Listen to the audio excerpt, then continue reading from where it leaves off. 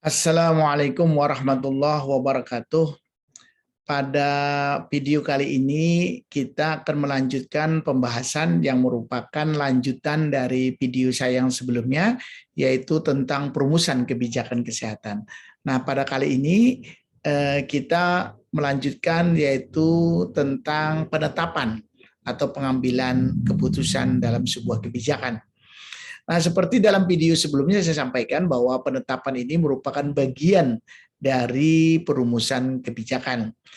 Karena kebijakan kesehatan ini juga merupakan salah satu bagian atau salah satu lingkup dalam kebijakan publik, maka pada kajian ini juga saya akan menyampaikan secara umum tentang kebijakan tersebut dari kajian secara publik ya, atau secara umum, kebijakan publik atau secara umum, namun nanti kita kaitkan dengan kebijakan yang berhubungan di bidang kesehatan.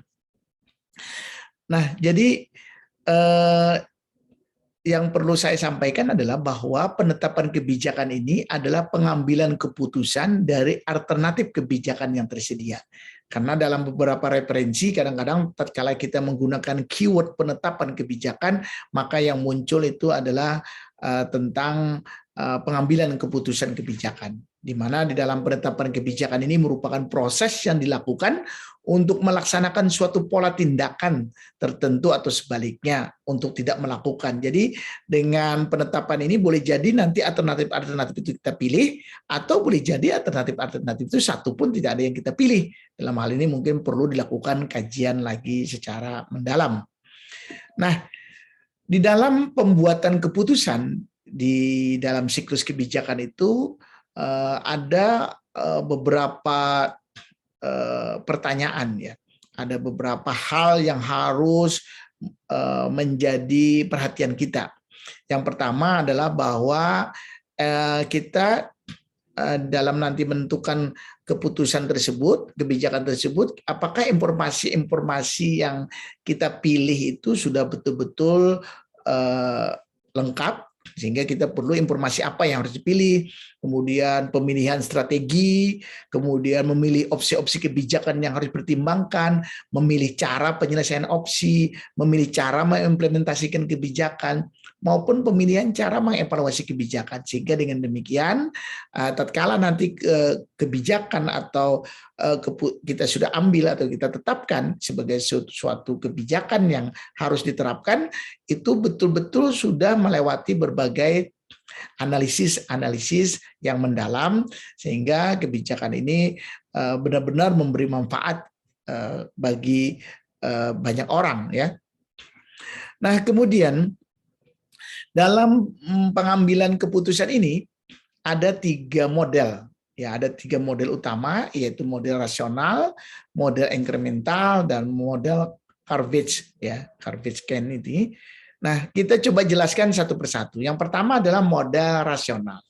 Jadi model rasional ini menekankan pada proses kebijakan, di mana dia melakukan melalui proses-proses yang rasional yang juga dilakukan oleh aktor-aktor yang berpikir secara rasional.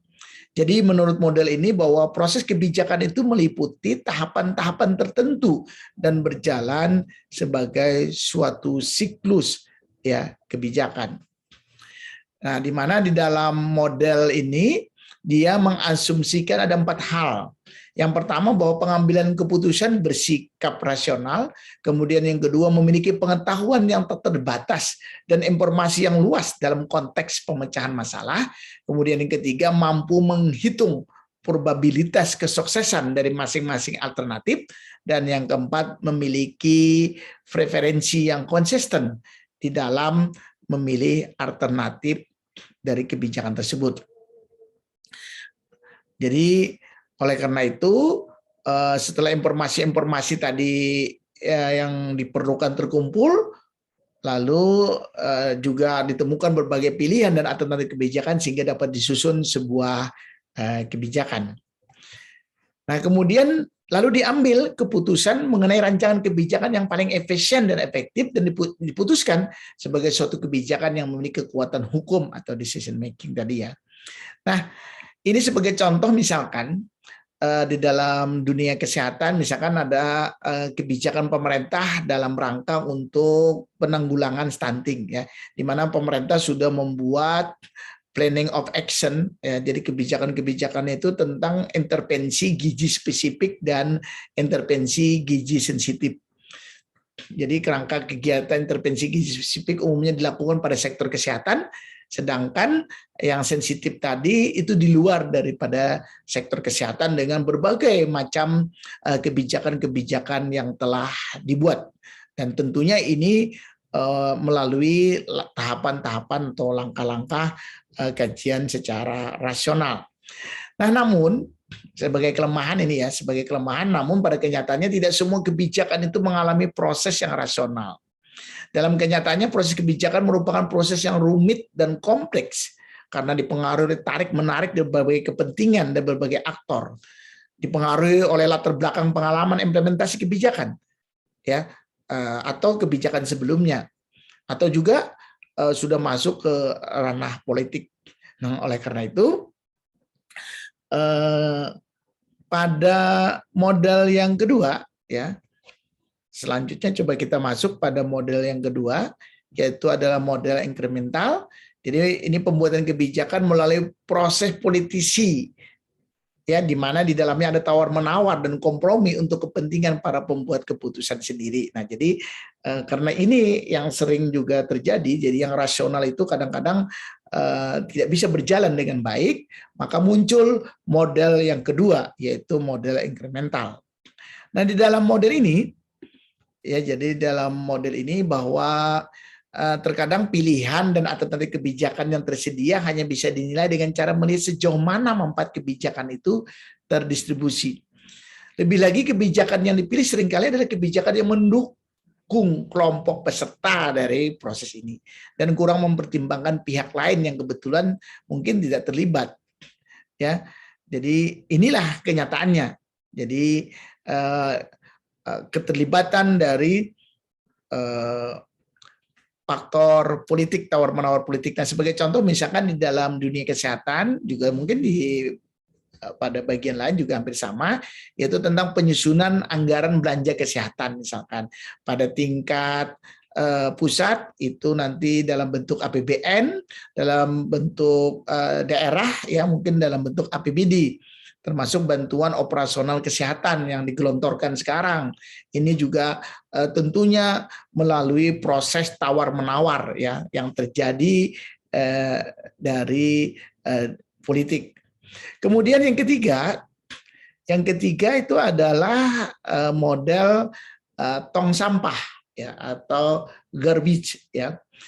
Nah, model ini melihat bahwa suatu kebijakan itu dapat dipicu dari 3 arah, yaitu yang pertama adalah masalah, ya, kemudian yang kedua kebijakan sebelumnya, dan yang ketiga adalah kepentingan politis. Dan ini memang yang sering terjadi ya. Jadi ketiga aliran ini dapat saja tercampur dan seringkali tidak terduga arahnya.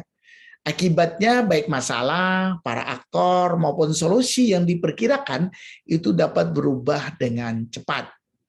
Jadi dengan model kaleng sampah ini atau garbage can model ini sebagai model keputusan, kadang-kadang ini tidak mempedulikan di antara masalah yang terjadi, solusi yang ada, pelaku dan alternatif. Kadang-kadang ini tidak ada keterkaitan, namun menjelaskan bahwa pengambilan keputusan dalam sebuah perasaan seperti acak dan tidak sistematis. Jadi dalam hal ini kan seseorang mengambil sesuatu dari kaleng sampah di mana dia bisa memperoleh apapun yang tak terduga dalam sampah tersebut. Jadi dengan model ini bahwa pengambilan keputusan itu terkait dengan pola atau aliran berbagai keputusan, kemudian solusi tidak selalu dimulai dengan tahapan pasti, pola pengambil keputusan dalam organisasi tandai dengan ketidakteraturan yang disebabkan karena pilihan problematik antara alternatif ya, Jadi masalah secara acak digunakan, diidentifikasi untuk melengkapi solusi. Jadi makanya kadang-kadang beberapa referensi bilang bahwa model Garvich ini adalah model yang menolak rasionalitas. Jadi kadang-kadang dengan intuitif ya, dengan intuitif itu bisa memutuskan hal-hal yang dan memperkirakan nanti ke depan. Nah, dalam kaitan ini sebagai dampak dari model ini adalah bahwa kebijakan seringkali tidak menyentuh esensi permasalahan. Jadi para pengambil keputusan harus segera pindah ke penyelesaian masalah berikutnya. Ada ya masalah berikutnya. Nah ini masalah berikutnya, sehingga kadang-kadang kebijakan itu bisa sebagai decision of oversight. Jadi kebijakan dibuat for the sake of making decision. Jadi tanpa peduli apakah menyelesaikan masalah atau tidak, yang penting dibuat keputusan. Atau decision by flight, ya, keputusan tidak dibuat sampai masalahnya pergi meninggalkan pilihan yang ada. Atau decision by resolution, masalah akan diselesaikan secara ad hoc. Jadi kadang-kadang kebijakan ini adalah kebijakan sementara yang dibuat dalam rangka untuk meredam, ya, sehingga kadang-kadang ini kurang menyentuh kepada hal-hal yang esensial. Nah, dalam tahapan pengambilan keputusan, jadi ada beberapa hal: intelligence, kemudian design, choice, dan implementation. Ini adalah tahapan-tahapan dalam pengambilan keputusan. Nah, jadi dalam tahapan-tahapan ini, jadi yang pertama intelligence atau intelijensi atau kecerdasan itu terdiri atas menemukan, mengidentifikasi dan memahami masalah yang terjadi pada organisasi. Mengapa masalah itu terjadi, di mana, dan akibat apa yang akan dialami oleh sebuah organisasi. Kemudian yang kedua, rancangan atau desain itu melibatkan identifikasi dan mencari berbagai solusi masalah. Yang ketiga, pilihan atau choice, tentang memilih alternatif solusi yang ada. Yang terakhir adalah mengimplementasikan, yaitu tentang membuat alternatif yang dipilih dan tetap mengawasi seberapa baik kerja dari solusi tersebut. Jadi dalam mengidentifikasi masalah utama, biasanya pengambil keputusan itu dilakukan dengan mengidentifikasi masalah. Mungkin ada misalkan contoh-contoh yang lain, ya. Contoh-contoh yang lain itu menjadi masalah sebagai masalah utama. Jadi sebagai pengambil keputusan harus hati-hati dalam mengidentifikasi masalah tadi. Jadi tinggalkan semua gejala sampai menjumpai masalah pokoknya.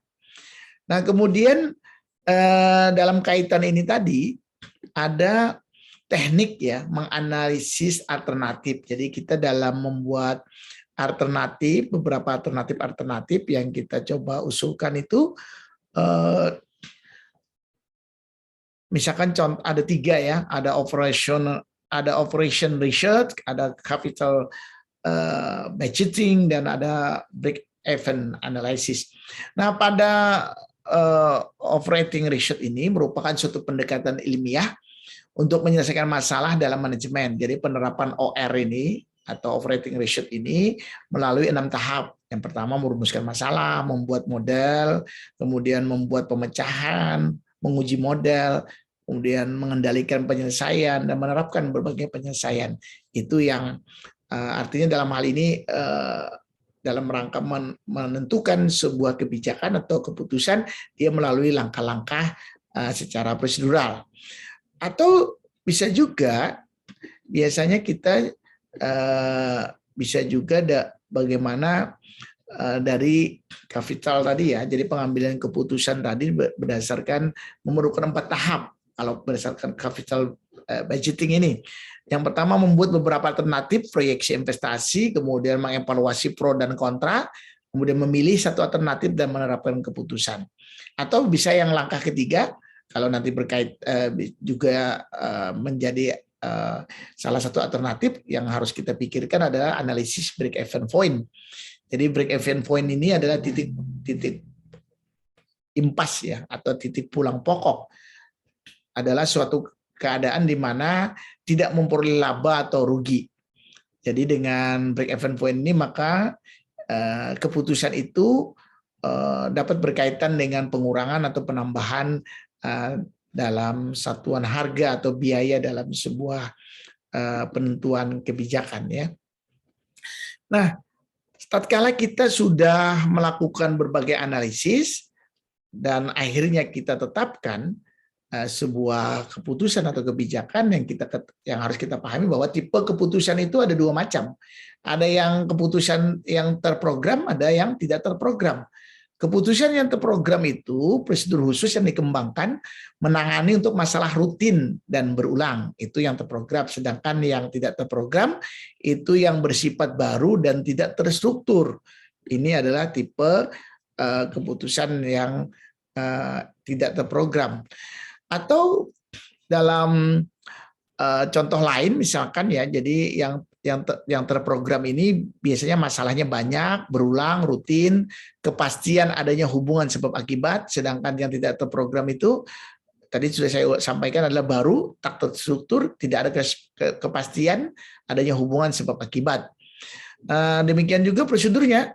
Kalau yang terprogram itu tergantung pada kebijakan aturan dan prosedur yang jelas. Sedangkan yang non terprogram itu butuh kreativitas, intuisi, toleransi, dan pemecahan masalah secara kreatif. Nah, sebagai contoh misalkan ini ya, di rumah sakit sistem gaji untuk misalkan prosedur pendaftaran pasien itu kan terprogram ya. Bagaimana kebijakan yang ditetapkan oleh rumah sakit dalam rangka untuk pendaftaran pasien. Tetapi yang tidak terprogram misalkan pembelian alat-alat laboratorium, ya terutama misalkan yang mengalami rusak mendadak ya, itu yang menjadi salah satu juga yang harus menjadi perhatian. Nah, tipe lain dalam pembuatan keputusan itu adalah atas dorongan pencapaian tujuan atau atas tarikan dari tuntutan lingkungan. Jadi kalau kita lihat modal dorongan pencapaian kebutuhan tadi, di mana kita tetapkan dulu tujuan, dari tujuan itu kita identifikasi masalahnya apa saja, nah dari masalah itu lalu kita buat keputusan untuk menyelesaikan masalah. Ini artinya dorongan berdasarkan pencapaian kebutuhan. Tetapi ada juga modal tarikan tuntutan lingkungan. Masalahnya muncul, jadi kalau ini sebaliknya ya, jadi masalah dulu muncul, setelah masalah muncul lalu kita tetapkan tujuannya, baru kita ambil kebijakan atau keputusannya. Nah itu yang perbedaan. Selanjutnya faktor-faktor yang berhubungan dalam pengambilan keputusan, karena tadi sudah saya sampaikan bahwa pengambilan keputusan ini merupakan bagian dari perumusan masalah, sehingga faktor-faktornya juga hampir sama seperti dalam perumusan masalah, mulai dari political values, organization value, kemudian personal, kemudian ideologi dan lain-lain. Jadi hampir sama ya, hal-hal yang berkaitan tadi. Kemudian selanjutnya adalah tentang kelayakan kebijakan. Jadi tatkala kebijakan atau keputusan itu sudah ditetapkan, maka ada beberapa hal yang harus kita perhatikan sebelum kita tetapkan itu sebagai suatu ketetapan atau keputusan. Yang pertama, bagaimana kelayakan teknis, bagaimana kelayakan ekonomi, bagaimana kelayakan sosial, kelayakan lingkungan, kelayakan administratif, kelayakan hukum, maupun kelayakan politis. Jadi beberapa hal ini yang coba kita analisis ya sebelum nanti kita menentukan atau menetapkan sebuah kebijakan. Jadi secara umum bahwa secara teknis alternatif kebijakan ini harus visible dalam mencapai tujuan dan sasaran. Kemudian secara ekonomis tidak banyak membutuhkan biaya dan kalau bisa malah mendatangkan hasil yang besar. Secara politis itu banyak memberi dukungan dan secara administratif itu sangat besar kemungkinan dilaksanakan serta juga tidak menyalahi dari ketentuan-ketentuan di atasnya.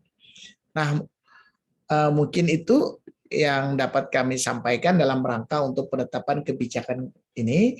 Nah, nanti tinggal bagaimana kita menetapkan tadi dalam kaitan dalam dunia kesehatan. Nah, sebagai contoh, yang perlu coba ditelaah, dianalisis, apakah kebijakan tentang